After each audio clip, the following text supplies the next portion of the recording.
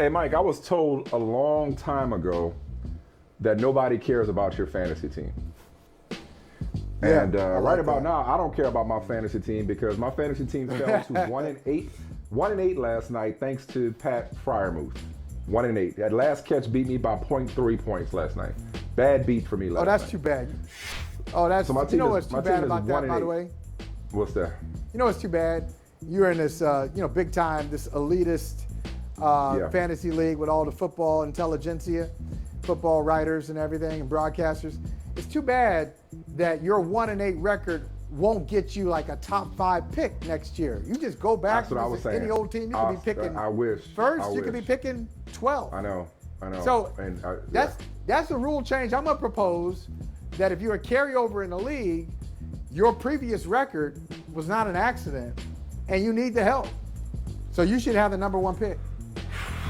Well, speaking of rule changes, I saw this story. So now I'm interested in Cooper Kupp, Craig Kupp, Cooper Kupp's dad. I'm interested in this fantasy league because Sam Farmer of the LA Times said that Cooper Kupp's dad, the guys in his fantasy league will no longer allow him to draft his son as a courtesy. That he will actually have to compete for him next season. Now I got questions because compete for him next season suggests that this is actually a legitimate fantasy league that auction drafts. I can't stand snake drafts. So let me go back to your point about draft order. Draft order and snake drafts are for amateurs. Real fantasy players auction draft, okay? So compete for him hopefully it implies that Craig Kupp is in an auction league. Whether or not he's in an auction league, I think it's kind of messed up. Personally, I think it's kind of messed up. Yeah. I think he should be able to get his son. I think he should be able to get his son. Getting it done. Because fantasy, it goes fantasy, family.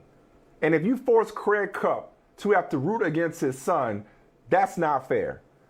Now, Cooper Kupp has been unfair, putting up these Jerry Rice-like numbers, but I think an exception should be made.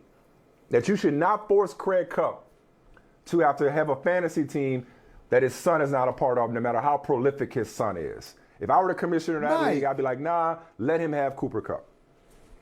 I agree with that. I think I'm having a real issue. I'm wrestling with this thing at the end of the show. I'm wrestling with your dismissal, your takedown of snake drafts, because an auction draft is not really a draft.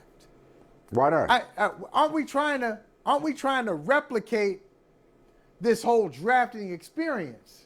It's not like, the Cowboys and Packers get up there and be like, okay, Trevor Lawrence, okay, I'll pay $400 for an auction draft is the only fair way to draft. Otherwise, whether it's based on some randomly generated order or your proposal, reverse order of standings from the year before, no, everybody should have to be able to allocate whatever amount of resource they want to the players that they want. The only people who do snake drafts are people who got somewhere else to be and who 9 out of 10 times go auto draft anyway. Lazy people do snake drafts, if you ask me. No, hey, got you're somewhere else to committed be. to do auction drafts. Yeah, we got somewhere else to be. What's I got more all important this than the time fantasy to draft? devote to fantasy football strategy. Then why are you in the league if you I ain't gotta got think time about to the devote to the numbers of draft? it. Why aren't you in the league? Why are you in the league then? Why are you in the league? I gotta think about balancing the budget. You shouldn't be playing for free, and you shouldn't be in a snake draft. Now. Anybody else, if you're doing those two things, you ain't really serious. Let Craig Kupp live. There'll be no man.